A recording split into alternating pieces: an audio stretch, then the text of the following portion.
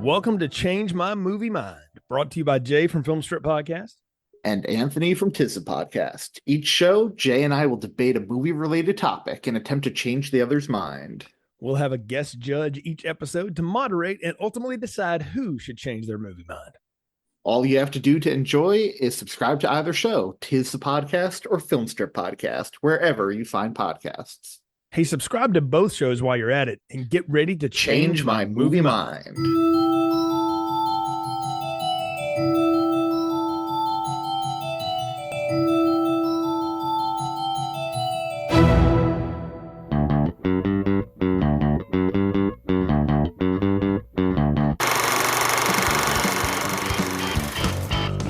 Welcome to Film Strip.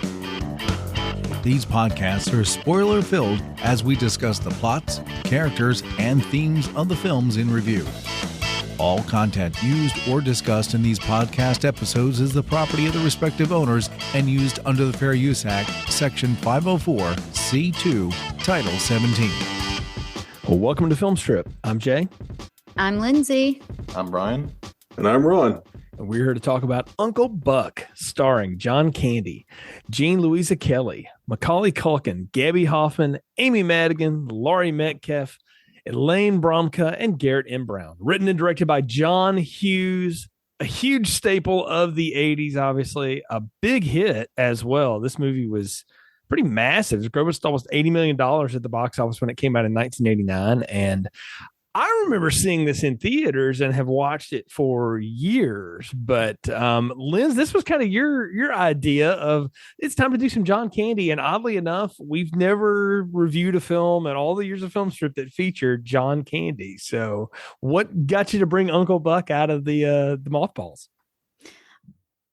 I've watched Uncle Buck since I was a kid, and it is one of Brian's, and I'll let him talk more about that, favorite movies. So we watch it somewhat regularly, at least once, maybe twice a year, especially if we're with family. It's just a fun movie that everybody likes, and it is more entertaining, I think, every time I watch it. So we had actually just watched it recently before I recommended it. So John Candy was on the brain when I suggested a John Candy January or something along those lines. And so when we decided that we were going to do it, we watched it again, like 2 weeks after we watched it the time that led me to suggest it. So here we are now. All right, Brian. So this is one of your favorites, man. So what gives? Why Uncle Buck? It's actually kind of funny. It's one of those things where my kind of a long story, but my family has vacationed at the same place since the 1950s, a bigger lake in upstate New England. And whenever we went up there to visit, we would stay at my aunt and uncle's lake house. And I've got 3 siblings, and when we would be there, sometimes we would run out of activities that we were doing outside. And one of the VHS tapes that she had was Uncle Buck. and man, me and my siblings loved that movie. We could probably quote the entire thing. It became something that we all just look forward to. There's a couple of scenes in there where my brothers and I, we just, we lose it every time. Namely when he blows a smoke bomb right in front of the high school as he's dropping off his niece. So that's kind of the long and short of it. Nothing too crazy, but definitely a core memory for me. We have watched it a lot on vacation, even now, like even in the last few years with all the siblings and cousins around, like as adults, everyone just sitting around and watching it. It's still hilarious. I just feel like this show has given me such insight into the way both of you grew up. Because, Lindsey, you talked about that you basically used to vacation at the Kellerman's place from Dirty Dancing when you were a kid. And Brian's got like vacation New England memories. At some point we're going to need to do The Village because you guys probably live nearby where that happened. I love that movie. I'm totally down to do that movie. It may be the only Shyamalan that you can't completely rip to shreds, but one of these days. So. It's so good. I would watch it. Don't at me if you hate it, but Ron, what about you and your history with Uncle Buck, man? I don't really have a history with Uncle Buck, the movie. However, for whatever reason, probably because it was on USA, I watched Uncle Buck, the TV series. Oh, wow. I watched all the episodes when they were in syndication because they would do an occasional Uncle Buckathon, I guess, in the middle of the afternoon. So, yeah, Kevin Meaney pretending, doing his best bad John Candy impression. Well, I had forgotten this was a show, and I never watched any of that. Though I did look it up on YouTube, just in the research for this, and was like, "Oh yeah, no, it was not good." It wasn't even good at the time, but it was like it was something to watch between cartoons and professional wrestling. So right, yeah, it was G.I. Joe. This back when professional wrestling wasn't on 3 hours, 5 nights a week. Right, yeah, when it was in prime time, no less. Yeah, when it was. Just like Star Wars when it was special. Dang it, when the Von Erichs were mostly still alive. Oh, too soon? Anyway, No. So I mean, look, they made a movie out of it now. I don't feel bad about that. I grew up watching that stuff. So that's spoilers, Jay, for the Iron Claw movie. If you go into that and you don't know what you're about to watch, I'm sorry. You didn't pay attention to anything in those trailers because they don't. Maybe a future episode. I may have gone to a theater and watched that over the holiday break, and tears may have ensued, and that's all I'm going to say about that. I think that's understandable. So I'm also still just as a sidebar, completely amazed that Zac Efron decided I'm going to take the tall, lanky brother and I'm going to turn him into the Incredible Hulk if he was 5'2", because he is massive in that movie, like in a way that doesn't make any sense. Like if you knew the real Kevin Von Erich, and if you see him today, you're like, yeah, no, that's not what he looks like. But okay, so anyway, but speaking of larger than life people, I don't think John Candy at this point, like I think most of us know him from his work in the 80s and the late 80s, but he was a comedy superstar of the 70s. And I love that Jean Louisa Kelly, who he absolutely, they go at each other this entire movie, and we'll get into that and how they really work together in this. She talked about how like she was so blown away at how fun he actually was as a person and how nice he was, because she had heard that, but she didn't really know, and she was afraid like, oh God, he's gonna think I'm such a witch, because I'm just gonna be awful to him this whole movie. And she said he couldn't have been nicer the whole time, but he was a force. And him, and you pair him with John Hughes, who was a force of the 1980s at this point, and this is post Breakfast Club and Vacations and all these other things, and he kind of had his right to do what he wanted at this point, and this is the one he wanted to come out and do. I can see why they spent $15 million on this movie, y'all. In 1989, nothing got $15 million. They spent $15 million on a freaking Halloween movie that they knew was going to make money. Like nothing got any money back then for like this. And for it to turn around and make $80 million at the box office, and then goodness knows, it was in syndication. You talk about the show, Ron, it was on USA or something, TNT, TBS, something all the time throughout the 90s and stuff. But this movie was massive. And like I said, my whole family went and saw this at the theater. And when I'm watching this and I'm sitting there going like, gosh, PG movies have just gone a long way in my lifetime. These things get away with so much stuff. Now, man, no way in hell. But it reminded me of a simpler time, because by 1989, I was just becoming a teenager. I was maybe a year or two younger than the Tia character in this movie. My brother had already graduated and was gone.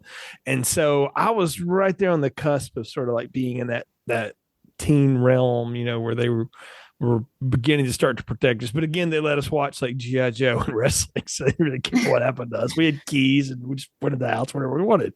But I'm just thinking about these two icons of the time and the decade. And what's wild to think about is, John Candy is only around for a few more years after this. It's wild to think about how long he's been gone. And I think about like, what are his iconic roles, and I know he's got a bunch, but I'm not gonna lie, like this one pops in my head pretty quick when somebody says John Candy. I think about him with that long duster, and he just built a character out of this thing completely. And according to all the stuff I read, like Hughes basically wrote it for him, and then he came in and did his usual John Candy stuff on it. I could absolutely believe that. He kind of brings the whole character to life. Just in the roles that he's always played, they've always kind of been a larger than life type of role. And this one was certainly no different. Just kind of talking about how nice he was. It's funny. One of the, another iconic part of the movie for me was when he walks in and rips, was it the vice principal, a new one? Yeah. For giving the kids a hard time and a bad egg. And I just remember being young and thinking like, this guy understands. He gets it. This is the uncle that everybody wanted in their corner. And and every parent cringed at having this person in your life. Yeah. He just seemed like a great uncle. He did. He was an uncle for the kids. This movie does a great job of capturing John Candy's appeal. Mm-hmm. I think it literally is.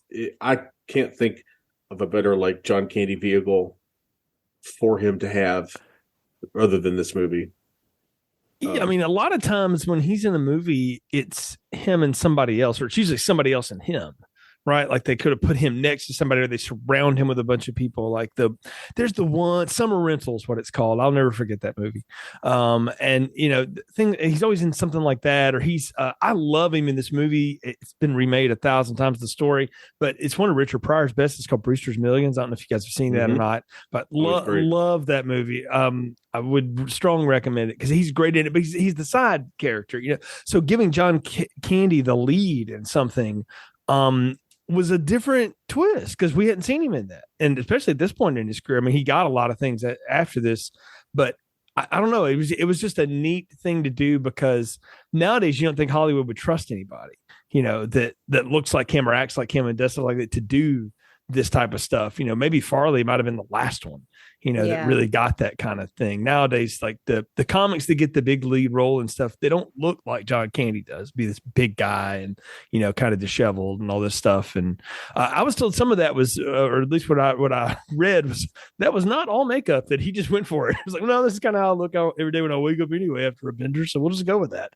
which John Hughes is not pleased about. It's like, no, you don't do that into character, Brando. You need to do that. But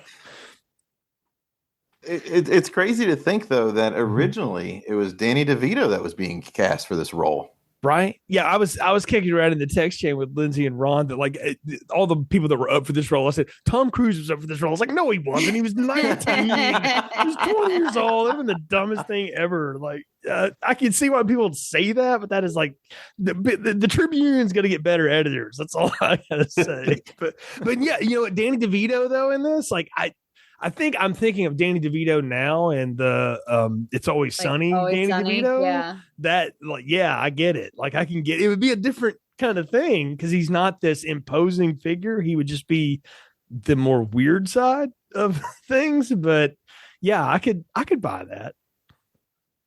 I don't know. I can't see this little meatball of a man running around being Uncle Buck that every American loves, and putting the boyfriend in, like it would have been tough to put the boyfriend in his place had he not been as much of a monster of a man as he was. Or imagine Danny DeVito drilling through the doorknob and kicking the door in on the board. Like it would have just looked so much different having little Danny DeVito standing there with the drill.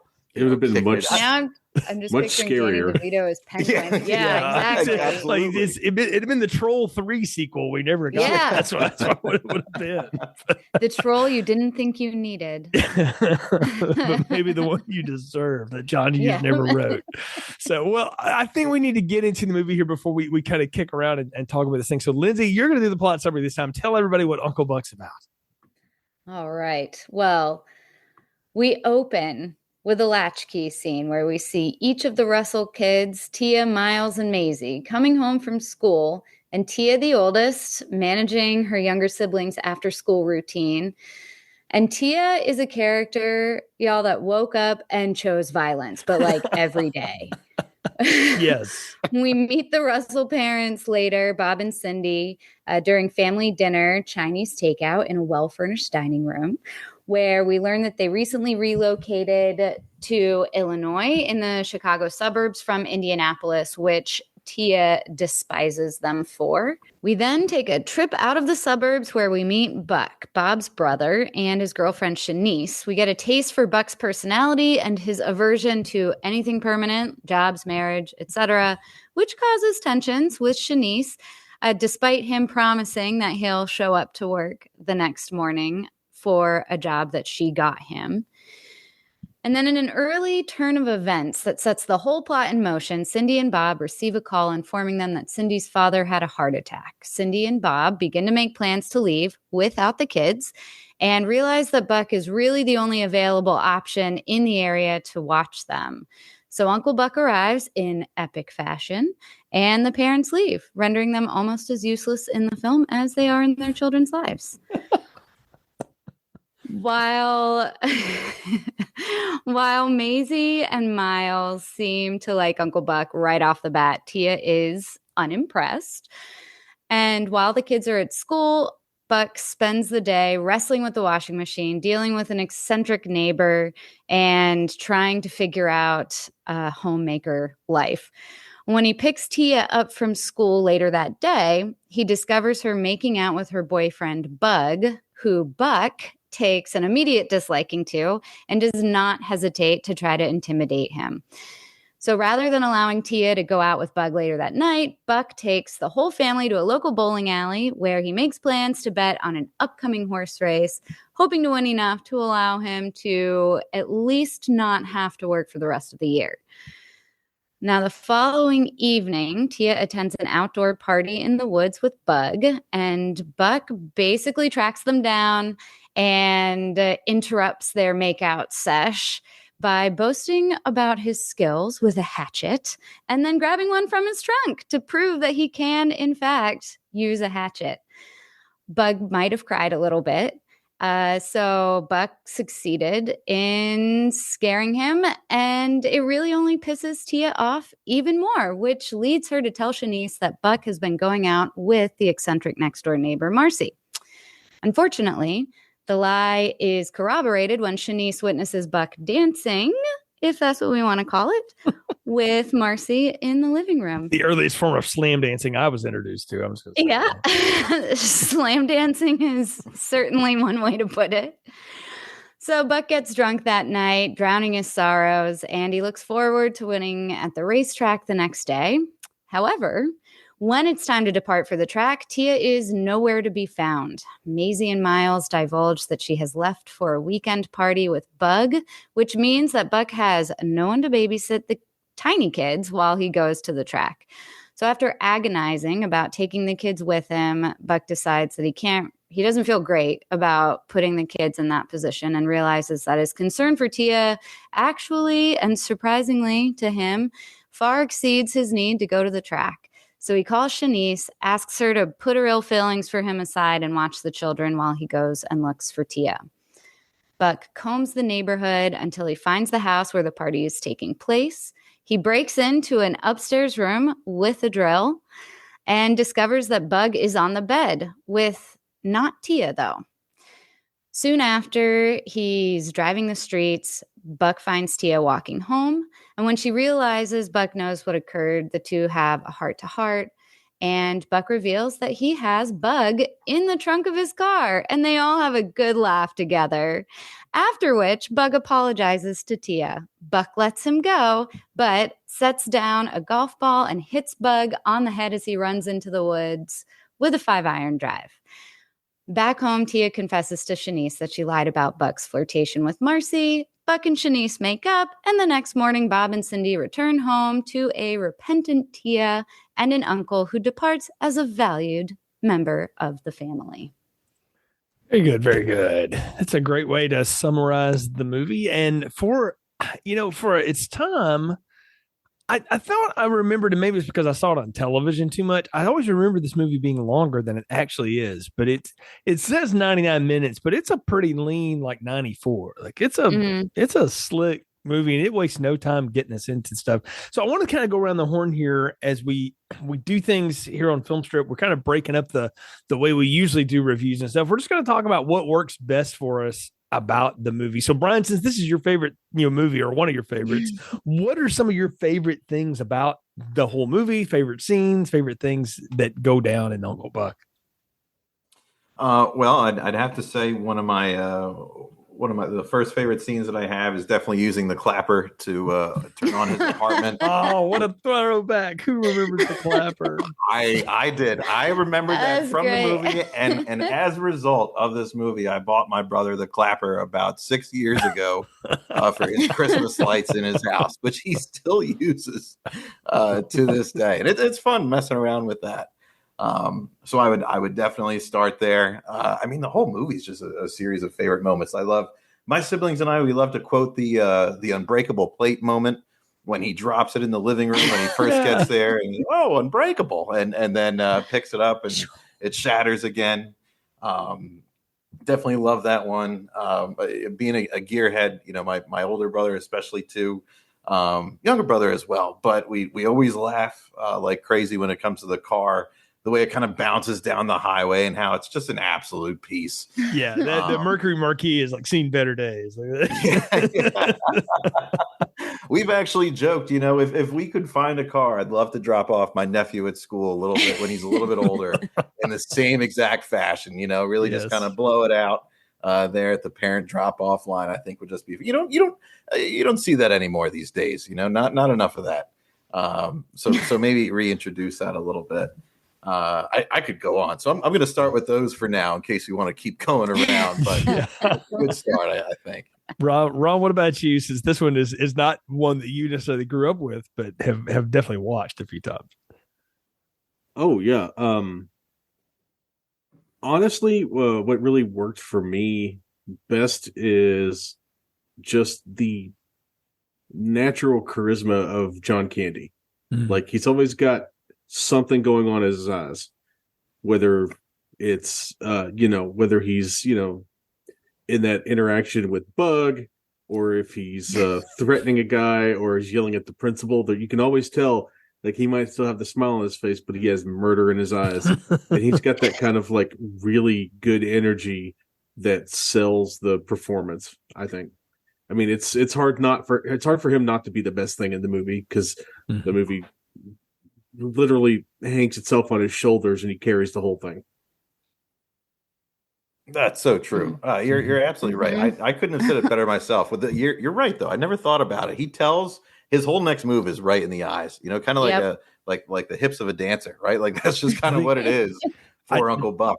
Brian, you know what's coming before he says it. But yeah, Brian, I put the dancing scene. Yeah, I put all of that on all the work he did on Second City and having to do improv comedy and things. Like it's selling it. It's almost vaudeville in some ways. And so I mean, he was Mr. Sell It, and he's such a big guy for you to pay attention to his face. He's got to do a lot with his face, I think, and he does. And I think John Hughes knew that because he knew when to cut him loose and when to reel him in. So you're drawing a direct line from Uncle Buck to Dr. Tongue. Yes. Is that my understanding? Yes. Would you like some pancakes? How did I know you were going to reference Dr. Tongue's House of 3D Pancakes, or Dr. Tongue's 3D House of Pancakes? Because the reason I know anything about that 3D House of Pancakes is because it's the same lens they used to make Jaws 3D. And that's we're going to leave that in the archives of Film Strip and talk about it some other day. But that's how I know how that works in depth and perspective with 3D. I'll go next, Liz, before I toss it back to you. I mean, I agree with everything that y'all have said so far too. I think to pull it off of John Candy for a minute there, one of the things to me that really works about this is that everybody else in this movie understood the assignment and like got what they were supposed to do. Like, and I'm going to start with Marcy Laurie Metcalf, who at the time was really like Roseanne was kind of all she was known for. This before she started doing a lot of movies and did, some really good dramatic work and is still working today. But I thought when she walked on the scene, like I was like, is that Jackie from Roseanne? Because we were watching that show as a kid. Looks totally different. Yeah. It's a full 180 costume. Yeah, is hair, not everything. the factory worker, from the suburbs. She's a different thing, and I love her whole. I get the compliments on the hyphen and all that, stuff. And just all her whole delivery and just all of it. Fine, I will go call the FedEx man or whatever it is that she says. When he blows her off finally. I thought she was great. I'm not a Macaulay Culkin fan. I don't blame him for most of his stuff because I realized he was like staged parented into hell. But he is so hilarious in this, and he's so good. And little Gabby Hoffman is just so cute with those big eyes.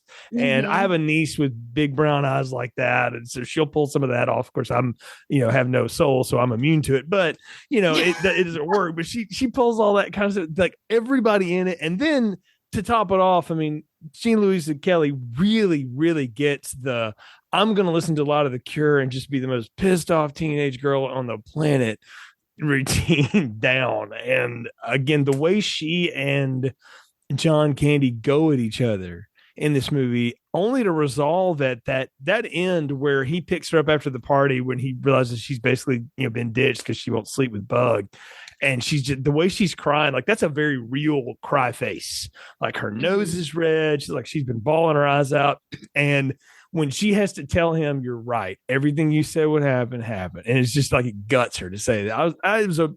John Hughes movies have this real poignancy to them that I think is what makes them last in a lot of ways. And it's usually when a character breaks down. And that to me just totally works. So I think the supporting cast is another thing that makes this totally work for me. So Linz, what about you? Yeah, I agree with everything you guys have said. I think they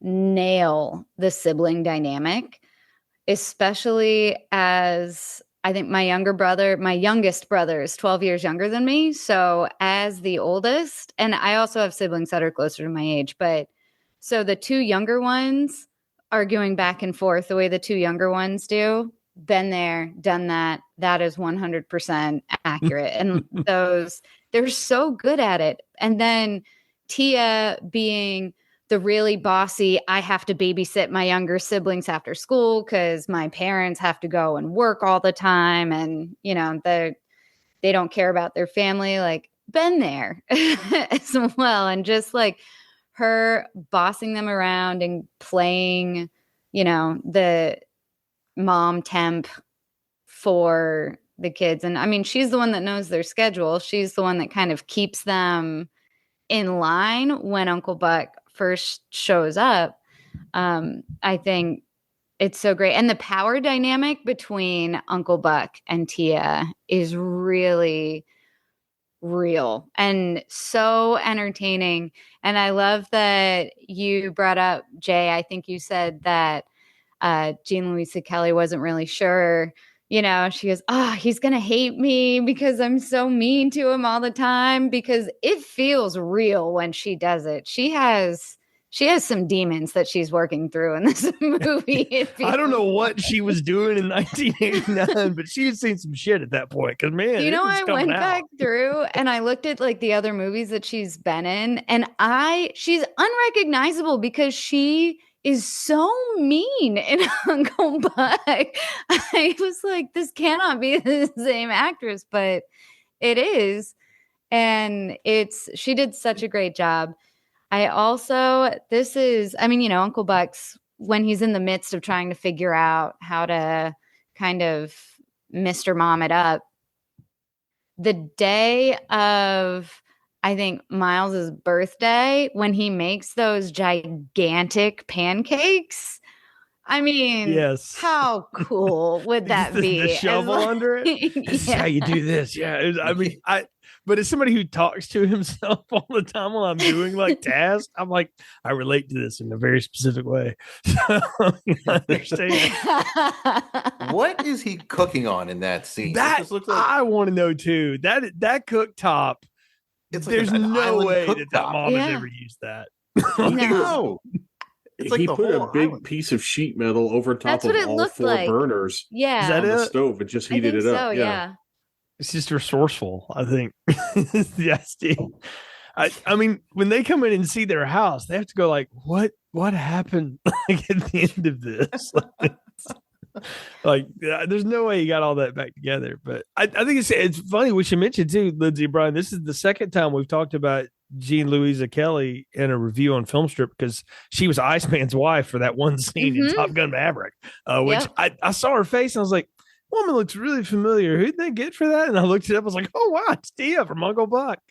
So, which I'm sure she's done other things, but she's kind of always this for me. This is what I go to when I think about her. But yeah, unrecognizable. So let me ask you this before we kind of go into some other stuff, just in terms of what works and things. We talked about the relationship dynamics and how they all kind of play together and stuff. Do you feel like they gave the smaller kids enough stuff to do, or was it really supposed to be mostly about the teenager and the adult that is not really a part of her life? Because I felt like the little kids were just there for like cuteness and a little bit of comic relief. Yeah. I think, and they worked so well as the cuteness and the comic relief. And maybe I'm just projecting here, but having had to keep my nieces and nephews sometimes when they were much younger, if their parents got away from them for more than like 2 hours, they were losing their minds. Like, no matter how out of their lives they were, where's my mother? Like, it was not. I wanted to see one of those scenes. Maybe John Hughes just didn't feel like doing that, but I kind of felt like they never really seemed to miss their own parents, like, at all. Well, I think they're used to their parents not being there, because we already see Tia taking on most of the parent role as far as keeping their schedules and making sure they're up and dressed and have eaten breakfast and are on their way to school. So I think they're used to Tia kind of being the parental figure. Yeah, and I think the presence of the kid in the movie kind of served a larger purpose, right? Like, I think they were there to kind of always show the softer side of Buck. Think about when he expresses, is this how she always is in the morning? No, she's just always like this. Kind of talking back and forth in the car with, well, that went over well, and they kind of explain to him where they just the pan to their face, where they're like, whoa. Or when he puts them in the car and kind of having the going back and forth with that moral dilemma. Do I take them to the track or do I not? Kind of seeing them sitting innocently in the back.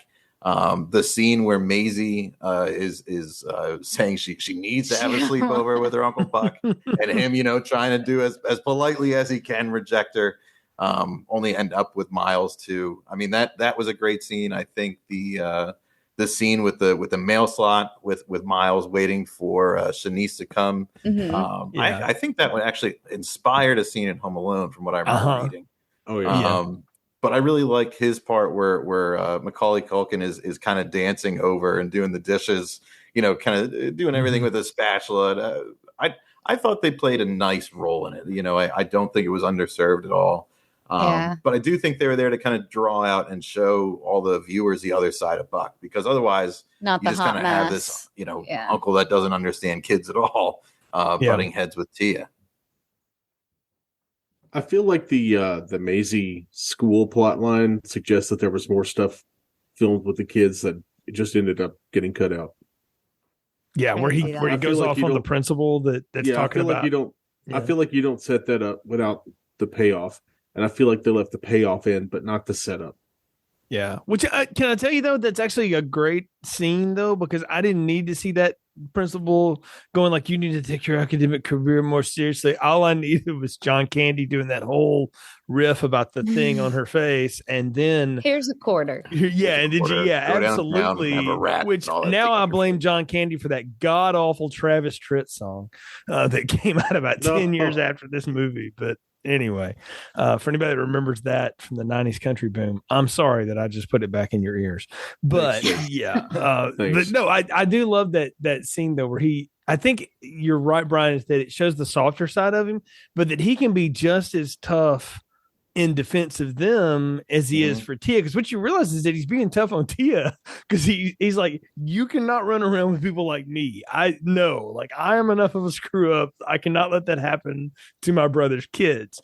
And that kind of transitions to the next piece about stuff that doesn't work in the movie. And for me, and I don't think they needed to be more in the movie, but the parents are non-characters in this movie almost completely. Like, they really get like 3 scenes.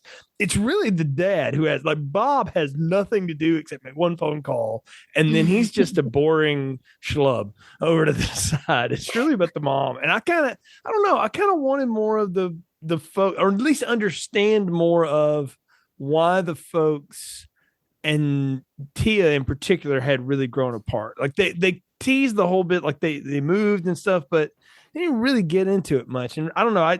A movie's pretty fleet. I didn't want it to be 5 hours long, but I would have wanted more of that. So that's one thing for me that didn't really work in the movie. So I'll toss it out to y'all. Anything in there like that didn't work for you, or do you have a rebuttal to my thing that doesn't work?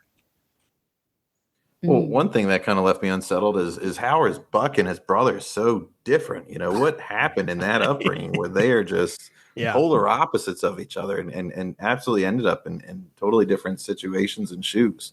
I kind of figure you kind of feel like something had to happen there. And not only did they grow apart with that move, it almost seemed like something that left a bad taste in their mouth had to have happened, right? Like he had to blow up the barbecue at vacation or actually he did. He said the grill was too close to the house. You were right. He set the bushes on fire, I believe. Right. Yeah. But that's not enough to really make her hate him that bad, right? As she's folding the wedding pictures over and stuff. Yeah, right. Like something. There's a whole lot more there. Or maybe Cindy is just a bitch. Like maybe she just. You can bleep that out if you need to. No, I'm gonna leave that in there. But I mean, she hasn't really inspired a lot of confidence otherwise, except like maybe she's just trying to do what she thinks is the best thing for her family and take a better job to make them more money, to give them the better life. And maybe Chicago has the better schools. And it just is, I don't know. She's just not super likable. I mean, they made a huge mistake in terms of pro teams. Like football teams, the Colts and the Bears were both kind of crappy at this point. But basketball-wise, they really like upgraded with the Bulls going from the Pacers. I'm just going to say that. So if it was for that reason, they made a good call. But otherwise, because Bob seems to really like his brother Buck and seems to like genuinely want him around. And Cindy seems to be the factor that's kind of keeping that separation between the two. It would have been fun to see a prequel to this movie. Like, I wonder why the show wasn't that, Like, Tia as a little kid, like, they weren't thinking like that back then, but. Because clearly there's some sort of acrimony between Tia and Buck. Yeah. Right. And I feel like it's got to be more than just, well, my mom doesn't like you, so I don't like you either. I feel like there had to have been some sort of like major thing that happened in the history between those two to create such like a lust for vengeance in Tia's heart. Well, to that point, Ron, like the fact that her mom doesn't like him and the way Tia acts would make her like him in spite of that. Like you would think, like, oh no, I'm gonna love Uncle. I'm so glad you're here, Uncle Buck. Just piss her off, right? Like, yeah. So there's something happened. You're right. Like maybe she was near the bushes and like her kite got on fire or something when he lit the barbecue up. we don't know, but it's they don't do a good job of explaining that. And I do kind of miss that. I'm going to say this, and I love Amy Madigan, but I feel like we don't need her character in this movie at all. Like, I don't think we need a relationship for Buck to try to repair and go to. He can have a friend that he called on that, could just pop in for that one scene or whatever, but I didn't need that to make everything else that his character goes through work. But I may be in the minority on that. I liked her. I don't think you're right. It might not be a very different movie without her. She didn't push the plot forward necessarily. Well, that's not true because she gave Tia an in to exact vengeance on Buck when he pisses her off. She sees an opportunity to kind of get him back through her. So yeah.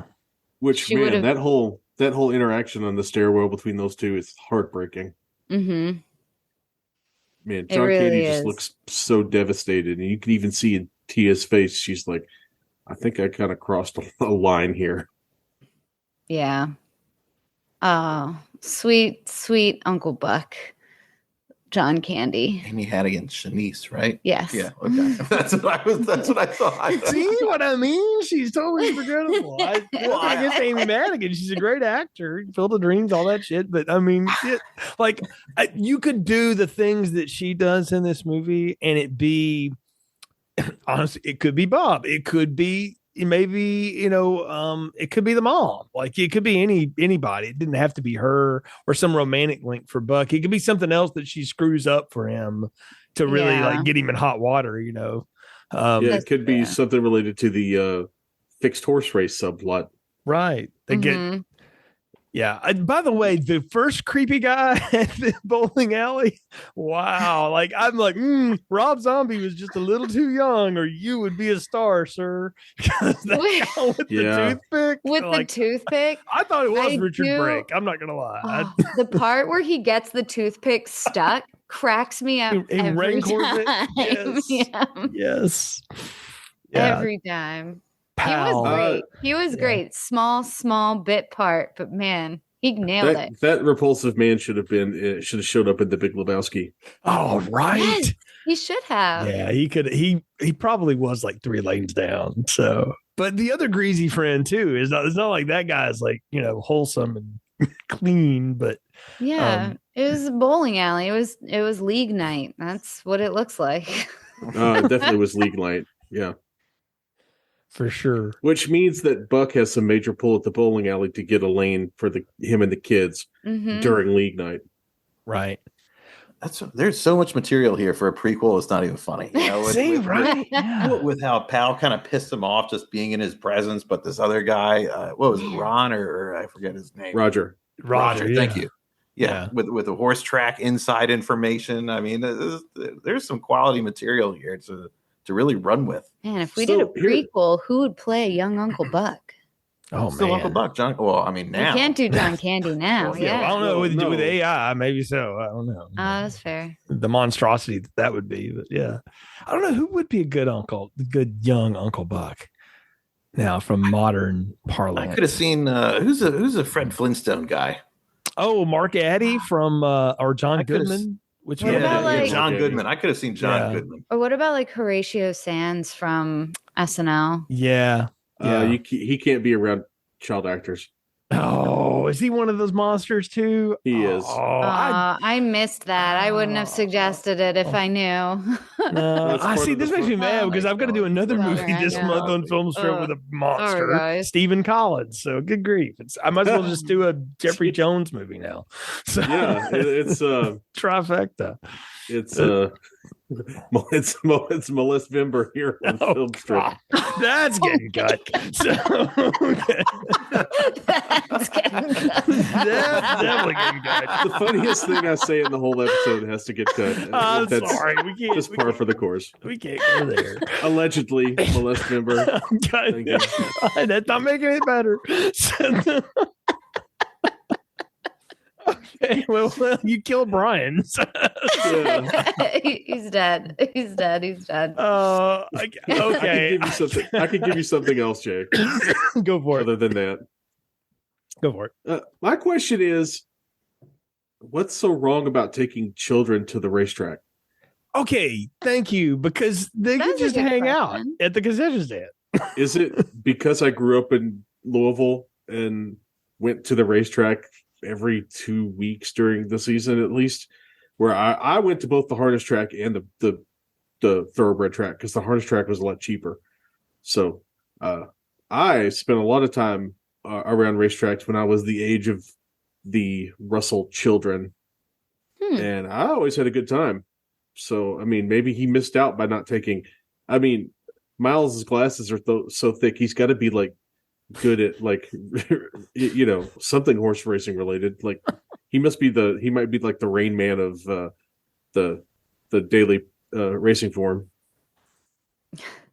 You know what? That's a good question because I boiled it down to he didn't want them to see him do something illegal because he would obviously had to have there would be like a payoff and and they're going to ask a billion questions and then that gets out and around. It's one thing to for his brother to know he makes his living basically gambling on horse races. Another thing for them to know he does it illegally, which apparently Shanice knows. So maybe it's not that big a deal, but yeah, I don't know. It did seem like weak motivation.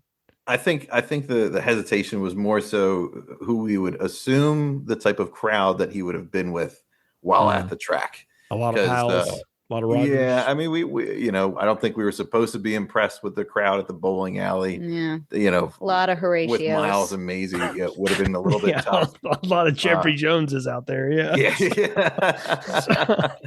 I think that was kind of at least that's what I got from it. Yeah. He's going to be in there with that kind of crowd. So I don't think it's anything against the track, because it's a good point. There's nothing wrong the plot reason is so he has an excuse to call Shanice again. I mean, that's which is again why I'm like, if she wasn't actually in this movie because she's barely a character as it is, we could do all the things that happen with him and Tia without that, because the bug guy, I'm going to go back a step just for a second. I love this guy as the douchebag hipster boyfriend of the 80s. And it makes me laugh to no end that this guy grew up to be like a pastor and still is. Like, really? Like he gave up acting. He's like a Baptist pastor. That's funny. And stuff. And I'm like, you wonder if like this is on syndication all the time. If any of the kids go, is that Pastor Bug? Like, so, but I mean, he's such an unrepentant douchebag with his beret and all that. And I'm just laughing because this was pre me in high school, but my brother had friends in high school like this and I knew who they were. And I was like, oh yeah, I recognize those people. It's just so funny. What's funny is one of his later roles was playing the Human Torch in the terrible Roger Corman Fantastic Four movie. Oh yeah, the one that didn't make it out into the world until bootlegging happened. Yeah. Yes, the one of the more famous bootlegged VHS tapes you could get your hands on back in the day. Yeah. Oh gosh, I forgot about that, Ron. Yeah. I mean, well, he almost became the human tripod because Buck was going to drill him to death with that. What kind of friggin' masonry bit did he throw through that lock, by the way? That would have chewed that lock up in like a second. It was gigantic. It was long. That was definitely for humorous effect. But there's also like this whole, maybe I'm about to get a little too deep here, so y'all tell me if I am, but there's this whole sub meta thing going on there. Like you're in there drilling my niece, so I'm going to show you what a real drill is. And I don't know. There was some phallic hubris going on in that scene that made me feel really uncomfortable as an adult now. Or maybe I've just watched too many movies. It got into the Slumber Party Massacre 2 territory. Okay. Yeah. Thank you, Ron. Somebody come rescue me on that one. Yeah. No, you're not wrong. Yeah. Not wrong at all. Was very much in that vein. Or again, that drill is from a Rob Zombie movie. Probably 31 or 3 from Hell, one of those later zombies. But yeah, Richard Brake is definitely using that drill in the Rob Zombie movie. 100%. But beyond the scene, though, I do love that Buck has, in all of his great virtues, it kind of bothers me that he does take up like kidnapping and assault as part of his thing. But I don't know, Lindsey, you're as the one person who was a teenage girl on the podcast, was this a fantasy to have somebody like beat the crap out of your lousy boyfriend when you're in high school or something? Yeah, I mean, we don't even have to keep it to boyfriend. I mean, I think there were a lot of girls too that I would have loved to see that happen to. If that happened to my niece, I wouldn't hesitate to do the exact same thing. No, 100%. And I mean, I think it would probably be frowned upon now, but back in the Big Cove City, I think if that happened to someone and the guy ended up in the trunk of a car with a golf ball in his head, I don't think anyone would really mind. No, I mean, I feel like that maybe is a glimpse into one of Uncle Buck's other hustles for cash. Golfing? Yeah, the golf. Yeah. No, throwing guys in the trunk of the car. Oh, yeah, disappearing guys for. I met this man. I'm gonna do a little favor for him. For certain friends, yeah. I love when Bug runs off yelling, I'm going to sue you. My daddy's a lawyer. And it's like, yes, make him more unlikable. This is perfect. Right? He is. They hit everything just right to make him the least likable person. Yeah. In this he movie. may be the worst. I'm trying to think. Did John Hughes create a worse, like, antagonistic boyfriend in his career? And I can't think of one, because even William Zabka wasn't this bad of a creation.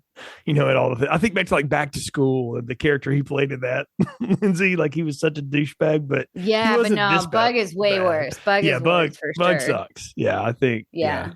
Yeah, I love Candy's. Candy has so many lines with him and stuff. It's like, have you ever heard of ritual killing? And on her facing, and you'll be one. All that. I love that. It's just but it's so the kind of thing that it's interesting to see, because you look at this guy, you're like, man, this guy's a total screw up. But when he's thrown in the midst of it, he actually does pretty good, which is I guess the twist, and what Candy is trying to, or not Candy, what John Hughes is trying to say here is that, like, you never know when people can come through. Like the biggest scripts in the world sometimes can get their crap together for you when you need them to. So no, he really nails the character. He does. It's been, I love his scared. His eyes always look like he's about to cry a little bit when Uncle Buck comes around. Yeah, Bug. Yeah. Oh, yeah. He's completely frightened by that. The fact that he's frightened by the backfire on the car is what's amazing. And like you guys, like, not to be flippant, but school shootings weren't a thing yet. So why are you afraid of this? Like, this is not. It's not. Doesn't check. I had that thought too, Jay, but. It was sorry. 1989. Yeah, but you ever been but a around? Gunshot is still a gunshot, I guess. You ever been around a car that's had a loud backfire? I mean, that is loud. That's just like just imagine walking in the wood, or imagine walking anywhere and just hearing a gunshot go off that you're not expecting. But they can't. That's true. It can be louder than a gunshot. They can be very loud. I think the part of it I'm reacting to is that everyone is watching it about to happen. If it just like he was just driving by and it happened, it freaked everybody out. Then I'm there, but they all sit there and go like, something bad's about to happen. Like the car is just teetering and gurgling, and it's about to go. And the equivalent of like a no windows, scraggly white van pulling up to the front of the school with everybody out there. It's gonna get attention. And they're like, let's see who comes out of this thing. And he's got the giant 80s CB whip antennas on his car. Yes, he does. I do love that the drunk clown shows up and he knocks him out. Oh yeah, that was pretty good. So he has limits, so that's the fun part of that. It worked out great because the kids didn't want the clown there anyway. They didn't either. Clowns are lame. So yeah, I mean, it's 1989. They wanted friggin' Yoda at that point, Darth Vader and shit. So it was not clowns are the Transformers, the cartoon version. So all right. So if you could rewrite or recast any part of this movie, what would it be? And I'm going to start with Ron on this because he's the resident writer of the group. So Ron, hit us up. Recast. Ooh. With the caveat that the only way that I would accept this recast is if for whatever reason we're in an alternate universe where John Candy doesn't want to do this movie. Okay. I feel like John Goodman as a ne'er-do-well younger brother rather than ne'er-do-well older brother, especially in like 1989, would work great because he's got that nice combination of sweetness, but also like clearly a temper. And I feel like the scenes where he's like menacing Bug would be even more effective because, it's John Goodman and he is just a beast of a man, even compared to like John Candy. I think too. I saw John Goodman in a movie early in his career with Dennis Quaid called Everybody's All American, which is a Lifetime movie about football you should watch at some point in your life, kids. But he's pretty ferocious in it. And so when he showed up on Roseanne as this big burly dude, I'm like, I buy it. Yeah, John Goodman could play offensive line. Like he looks like he would block you in the next year, because then all the times later in his career when he's played some heavy that threw you through a wall, I'm like, yeah, I'm there. I can go there. That's a good one, Ron. I like that.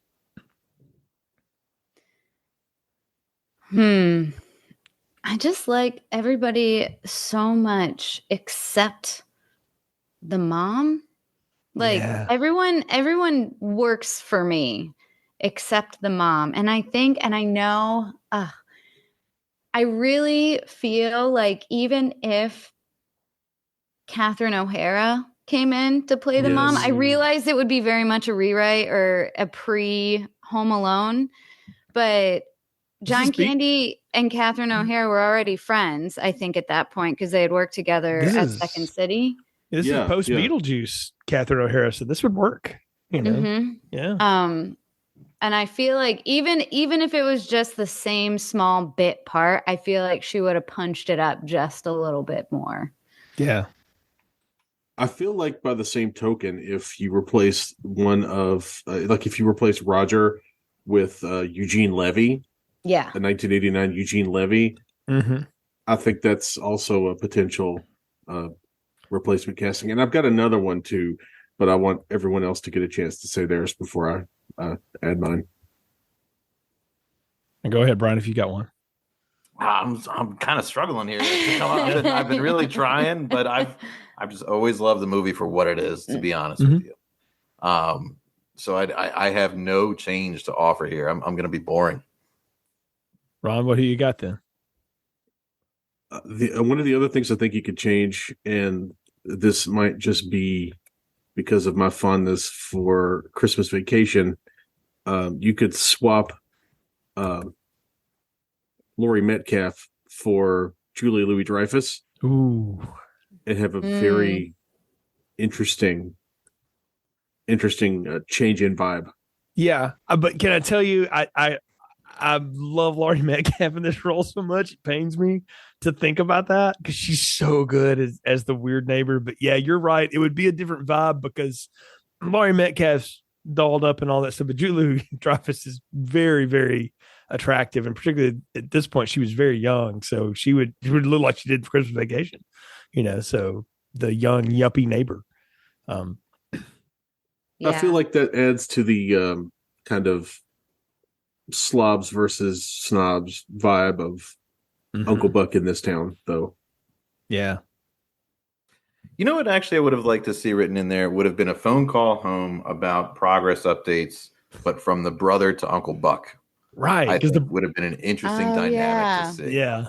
Yeah, because the mom, after that one call where she's freaking out and like crying or whatever, like she no longer can manage that you're there. Yeah, she does. That was all right. That was a redeeming scene for her, I feel like, because she was pretty funny. She was good. Yeah. She was good in that one. But I agree with you, Brian, that it would have given Bob something to do. Yeah. Besides the one scene in his bathrobe. Yeah, it would have been interesting to see. You know, is there a translation? Is he going to tell it like it? Who's going to be the one that levels it to the wife? Is Buck going to tell it and be too honest, or is the husband going to get all the honest news and be like, everything's going great, hon? Yeah, exactly. Yeah, that would have been funny. Like that's actually a good comedy. It's you know what? That's when you have Eugene Levy play the brother. Because he could have pulled that off and go like, oh God, you did what with the spatula? And oh, you did what's it to his boyfriend? Oh God, you said the principal? Okay, well thanks, Buck. Everything's great, hon. You totally pull that off. That's we could totally have used a scene like that. Yeah, like it would have been funny if he called and you know he's talking to his brother and you know, well it's not as bad as when Uncle Larry came to visit when we were younger, but you know, not as fun as so and so. It's not something to kind of tie it back to the fact that they're related. Would have been nice to see that dynamic a little bit more played out. Yeah. You do kind of forget that they're brothers. Like you could, I mean, that's another character that it doesn't need to necessarily exist, except he just does.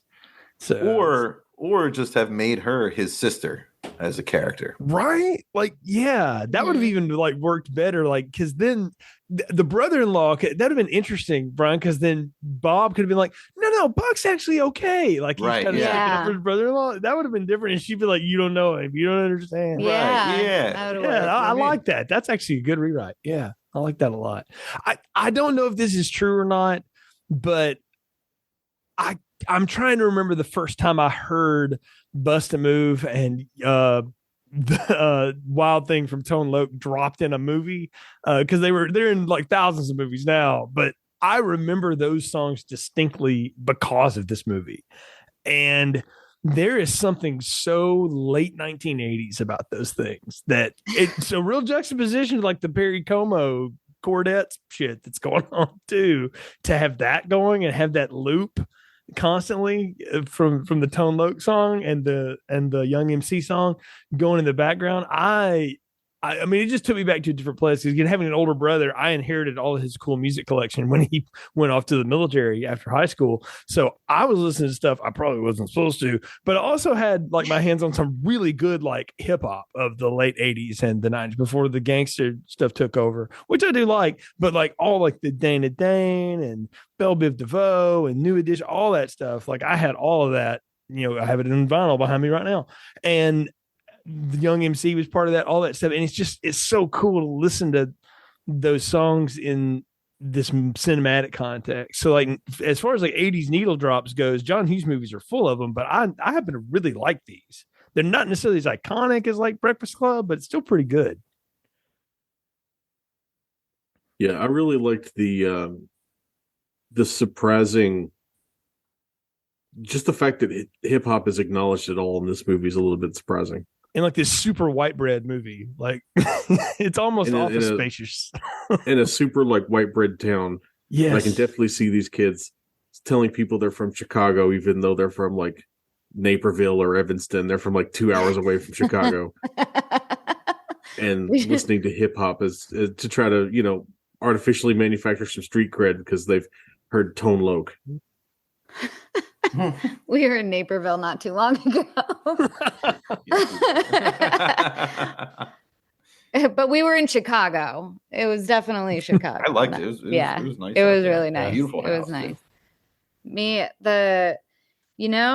My something like music wise that stuck out to me, Needle Drop. It's not even an actual song. It's part of the score when Uncle Buck is driving the streets looking for Tia and he finds her, and that whole score underneath where you've got the sound, the sad, orchestral music playing, and then as Uncle Buck's like ratchet car starts pulling up, it's like a superhero score, like a major motion picture superhero score underneath, and I really like that. I know, super nerdy. I feel like stuck out to me more than like the other stuff, but you're right though. It's almost out of place, but I really liked the anachronism that they, kind of weaved in there. Lindsay, I really wrote down to myself who was friends with John Williams and how much did they pay him to write just that one piece. Like, we just need something triumphant for like 30 seconds. And he probably said, "Oh, here you go." Or Jerry Goldsmith or whoever, it does kind of come out of nowhere. But because before that, it's like I call it the standard issue 80s cop drama missing persons music. Yeah. That's what it was. That's exactly what it was. Yeah. Very gritty crime drama almost happened in the middle. It's almost like Nighthawks was happening again right in the middle of Uncle Buck. I want to amend my earlier statement about getting Eugene Levy in this as one of the bowling friends. I feel like Joe Flaherty would have been a much sleazier, but more pathetic sleazebag type. Yeah. You know who was playing sleazebags at this point in his career? George Clooney, because he was playing one on Roseanne. That would have been fun. True. To have some early Clooney. A young Christian Bale. Ooh. Well, he would have been almost too young at this point, right? Yeah. Well, he would have been a good Bug, I think. Yeah, he would have been a great Bug. Yeah. Would have been good to see Rodney Dangerfield in the bowling alley. Oh yeah, just coming by. This is like a little cameo. That would have been fantastic. I'm with you. Yeah. So, or at least like a Thornton Mellon ad, or like an Al Chervick construction sign. Just have a little fun in the background, something going on. So, you want to do the ultimate John Hughes drop, like when Cindy and Bob are talking about who they can call. well, we can't call my cousin Clark and Ellen. They're always out of town. Yeah. They could have just said that. Like, that would have been funny. Like, remember last Christmas? Oh my God. You know? They're vacationing in Europe. Yeah. I think Christmas Vacation without They won some TV show. I don't know. Yeah, like that would have been hilarious because they all do live in like the same Shermer universe, you know. Yep. Well, you can call your jerk, you can call your other brother the jerk principal, but you know he's just going to give the kids detention. Paul Gleason could have rolled through and done that. I guess he was doing Die Hard at that point, but yeah, giving John McClane detention at that point. So. All right, so we're doing something a little different this year on Film Strip because as a side project, our friend Nate, who did Days of Thunder back in the day, big Star Trek fan, he and I are reviewing the entire cinematic universe of Star Trek.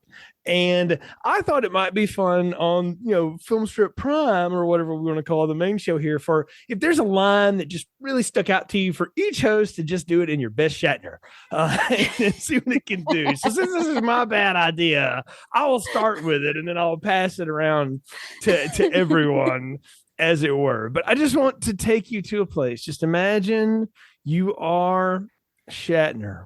All right. And Shatner is playing Uncle Buck here. All right. And Buck looks longingly to the eyes of his very troubled, niece as her boyfriend is talking to her. And he says, "Fair enough. I like to carry it. You never know when you're going to need it. A situation may come up, for example, when someone's drinking and driving a loved one home. I might have to get the hatchet out, not to kill, just to maim. A little off the shoulder. Swish, swish." Here's my Shatner reading of Uncle that's Buck. wonderful. All right, Ron, who you got?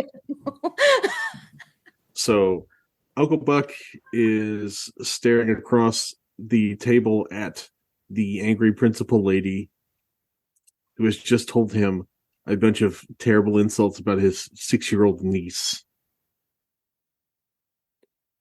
I don't think I want to know a 6-year-old who isn't a dreamer or a silly heart. And I sure don't want to know one who takes their student career seriously. I don't have a college degree. I don't even have a job. But I know a good kid when I see one. Because they're all good kids until dried out, brain dead skags like you drag them down and convince them they're no good. You so much as scowl at my niece or any other kid in this school and I hear about it, and I'm coming looking for you. That is epic, and I want to see that. All right, Linz. Okay.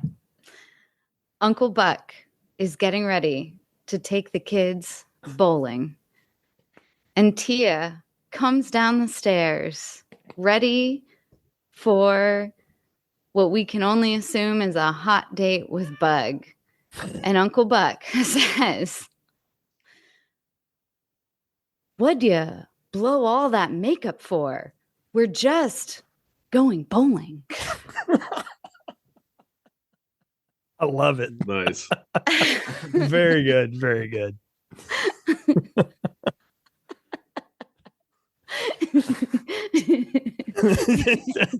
You have a good one? Yeah, I got one. You're giggling. You look like you do. Yeah, go for it, Brian.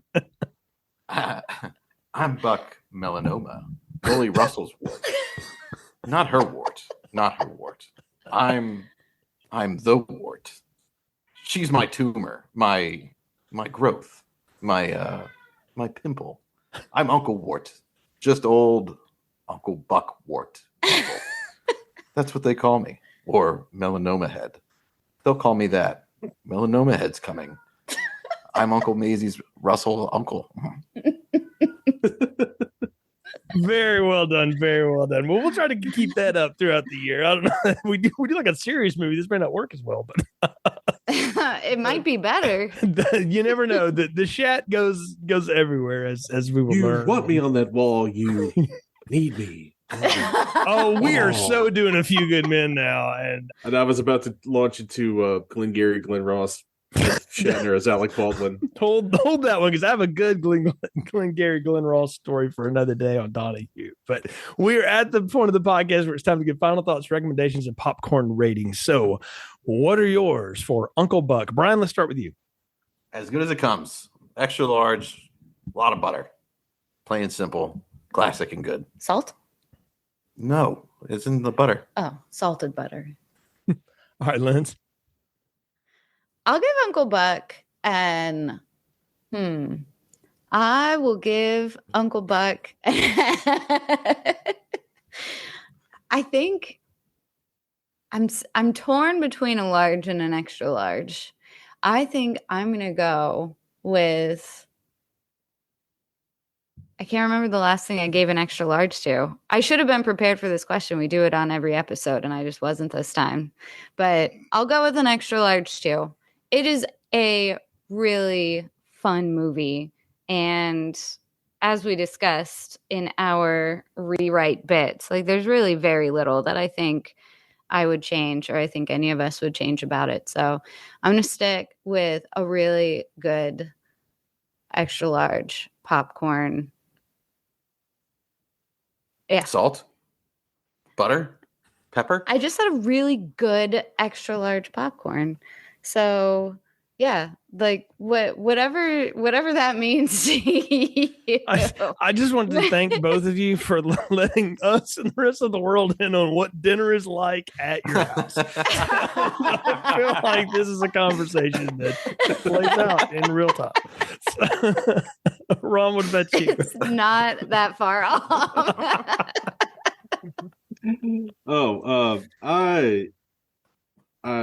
This is a great movie. This held up much better than I expected. John Candy is just like a straight up tour de force. Like even the child actors are really good, and that's something really difficult to pull off. And his crappy little apartment made me think of the crappy little apartment from the Blues Brothers, which is also another great Chicago classic. Mm-hmm. Also with John Candy. So I'm going to give this one a large popcorn. Lots of butter, lots of not salt, but that flavored seasoning that they have when you've got the selection of different flavors. But yeah, large popcorn. Bacon.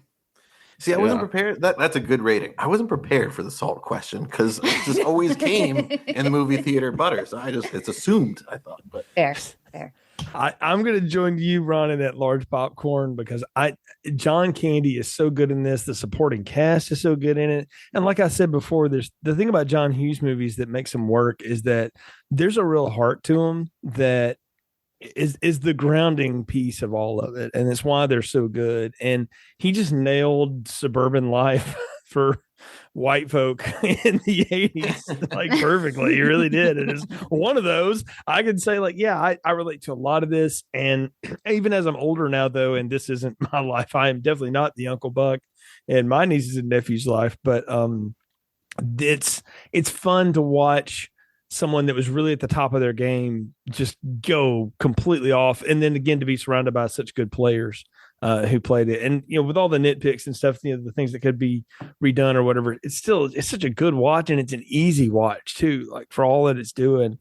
This is a lot of fun. So yeah, large buttered popcorn for me, hold the salt, but because Ron taught it to me, just a little bit of pepper on top, a little bit of black pepper. Oh, pepper. So, he's got pepper on it. Speaking of Mike Scott, I think Mike Scott talks about that too. So but yeah, a little pepper in there. I like to put a little crushed red pepper on my popcorn. Oh yeah, that's a good one. Yeah. Oh, good idea. Yeah. Have a lot of fun garlic with that. salt, maybe. Welcome to Film Strip, the APT. I've lost the whole joke now. I forgot what the name of the show was, the cooking show. But anyway, whatever. So go ahead, Ron. We're a gastro podcast that also talks about movies. Yes. I was gonna say, if you haven't done like hot sauce, just a little sprinkle of hot sauce. Yeah, hot sauce is definitely. Yeah, I agree. Uh-huh. You want to balance that and have some real fun. Hot popcorn in a bag, marshmallows, hot popcorn on top, hot sauce, shake, Sonora, and you marshmallows and hot sauce. Yeah, just a little contrast in life. It's not a bad. How about a little Nesquik? You ever do that? I've never done that because Nesquik is like, I don't know, Hershey's powdered chocolate's bastard cousin. It's just weird stuff. but Have you know what? done that? Yeah, Nesquik and because it used to be on the back of the container. It was like, also try it on popcorn. And Really? John and I were little fatties, so of course, yes, you had to try it. Wow. We just Gotta learned all try kinds of new things, man. So, I had no idea. you see, we just show reveals things. So, Yeah, it does. folks. So, all right, Rod, you got anything to plug? Anything you're working on right now? No, nobody's giving me any money to write anything, which is very Damn it. sad. Okay, we cut that segment. So stop making life more depressing than it is. All right, folks. Thanks for joining us on this episode of Film Strip. You can follow the show's social media at Film Strip Pod. Please subscribe, tell others about the show as well, and share it wherever you can because we appreciate the support. Like we said, lots of fun things coming up this year on Film Strip. More of these kinds of reviews. Like I said, I'll be doing the Star Trek reviews, and then our friend Anthony from Tis the Podcast and I are launching a sideshow that'll be on both the Tis the Podcast feed and the Film Strip feed called Change My Movie Mind, where he and I will be debating a movie topic, and we've got independent judges from the Pod fam out there to talk with us about things. And the first episode of that will come out later this month, and it is going to be. Well, he is going to defend the filmography of Zack Snyder, and I'm going to defend the filmography of Rob Zombie, and we'll decide who's better. So, but those are the kinds of things that we'll get into there. Of course, always all available here at filmstrippodcast.com. So for Lindsey and Brian and Ron, I'm Jay. Thank you for listening to Film Strip.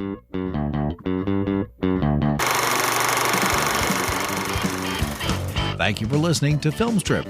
You can find more episodes on our website, filmstrippodcast.com. The Film Strip theme music is produced and performed by Frozen Lake 121. All content used or discussed in these podcast episodes is the property of the respective owners and used under the Fair Use Act, Section 504, C2, Title 17.